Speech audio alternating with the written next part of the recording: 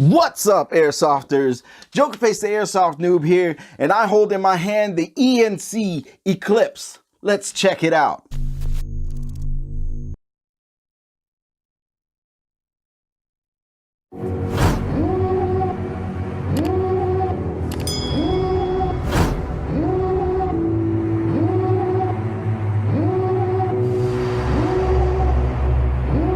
Devil in a red dress, call 911, I'm a killer. You know I hate to confess. Bang bang, got my hand on the trigger. The devil in a red dress, call 911, I'm a killer. You know I hate to confess. Bang bang, got my hand, call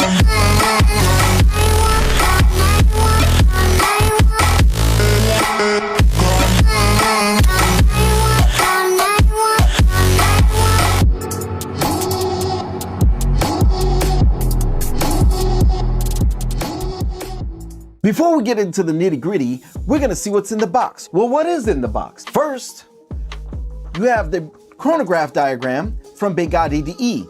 All information is listed. But wait, there's more. You have a poster / gun brochure.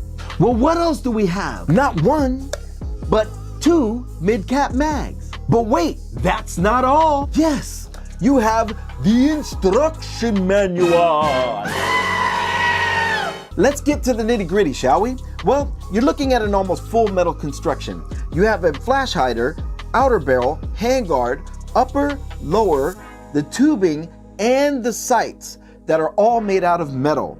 You have the stock, pistol grip, and the trigger guard that are made out of nylon reinforced plastic, which is really good, especially for that price point. Looking at this very compact CQB rifle, which is really good looking, I might add, the rifle's length is 590 millimeters and can be extended to 670 millimeters. The weight is about 2,400 grams, which is 2.4 kilograms. I measured the rail length at 260 millimeters, which gives you enough space to basically add some extras to the rifle. On paper, this rifle has a velocity of about 369 FPS, which is about 1.3 joule. I measured this myself. Let's go ahead and check it out.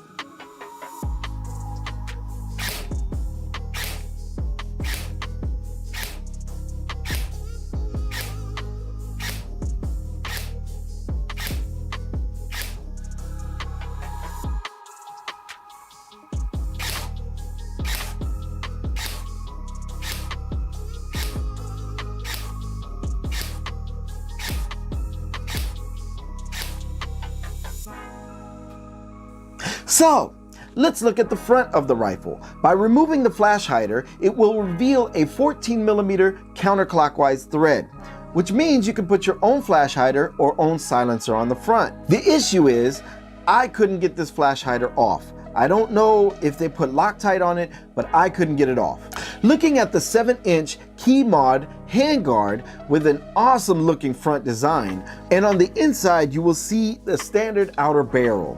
Let's look at the upper part of the gun, shall we? On the top, we have 2 metal sights. Both can be adjusted in windage and elevation. By pulling the charging handle, it will reveal the hop-up unit. What's really cool is that it locks into place, so you don't have to hold this back when you want to adjust your hop-up. Moving on to the lower receiver, as you can see, the fire selector and mag release are not ambidextrous. The pistol grip is made out of nylon fiber reinforced plastic. The grip is not really there for use, it's more for show, but it feels very sturdy in the hand and very comfortable. Looking at the trigger, it is a standard trigger, not a straight trigger. I'm more like a straight trigger kind of guy, so you can actually replace that, it's not really an issue. What I also noticed was that the safe, semi, and auto are not actually edged into the metal, but they're more like printed on it. But that's not really an issue as far as I can see. Moving towards the stock. Between the upper and the stock, you have a sling mount. The stock has 6 positions. Out is 1, 2, 3, 4, 5, 6. That's pretty cool. What I also like is that you have a QD attachment on the stock. There is one small issue, and that is battery space. But what would you expect in a very compact CQB rifle like this one? Basically, you have to take this off, and to release, you have to pull the tab and pull it all the way out. Now, I put a 7.4 LiPo in here, which is basically, you could fit everything in there. But as soon as you put an 11.1 in here, you can only fit the battery inside, and the cables have to be put out. So what you need to do is you put the stock on, put it on, pull the tab, but you cannot retract the stock all the way. 11.1 will fit, but it's just the 1200 milliamp hour version. Another small issue that I had was that the stock had a lot of wobble to it. As a matter of fact, when you fully extend the stock, it has less wobble than it does when you retract it. That means it's ISO tape time. Put some ISO tape and it should negate the whole problem. The trigger response is awesome.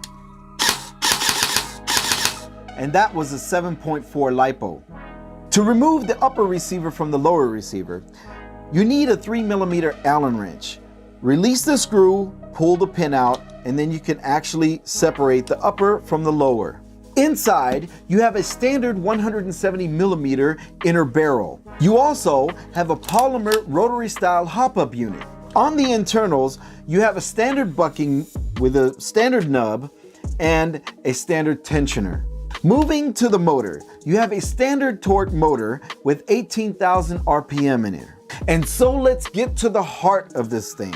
The Eclipse has a standard V2 gearbox in it, and it's also quick chain spring system, but you have to remove the gearbox to get to the quick chain spring system. The gearbox has 8mm ball bearings, which is really cool. Some other internals that I really like about this is that you have a 21mm brass nozzle, you have a ventilated aluminum piston head, a full metal teeth piston, steel cylinder, a CNC aluminum cylinder head, and to sum it all up, the heart of this rifle, you have the Begadi Core EFC system, which is the electronic firing control system. If you would like to have more information on the Begadi Core system, I'll leave a link below so you can go ahead and get all the information you need, but it's an amazing deal.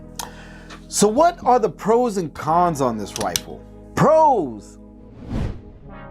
Pro number 1 is the almost full metal, compact build quality. Pro number 2 is the charging handle lockback so you can adjust the hop-up unit without holding the charging handle back. Pro number 3 are the internals. For a mid-tier price rifle like this one, these internals and the core EFC system from Begadi is a steal. Cons. Con number 1 is the battery space in the stock, but what would you expect in a CQB rifle like this? Con number 2 is the instruction manual. The instruction manual is definitely not for beginners. It doesn't have an explosive diagram, and all the instructions on the manual is from a totally different rifle. So what do I think about this rifle? And does it get the noob stamp of approval? Well, if you're looking for a nice compact CQB rifle that is fully metal, I might add, and has a really nice handguard design, this is something that I would not say no to. I mean, with the internals and the core Begadi EFC system in it, the only thing you could really nag about is the battery space in the stock, and maybe that it's not flush up here on the upper railing. But other than that, for that price point of 290 euros, it definitely gets the stamp of approval. If you like this review, go ahead and give it a like. Make sure you click the subscribe button and add the notification bell so you'll be notified of any new reviews. Until then, Jokerface the Airsoft Noob out.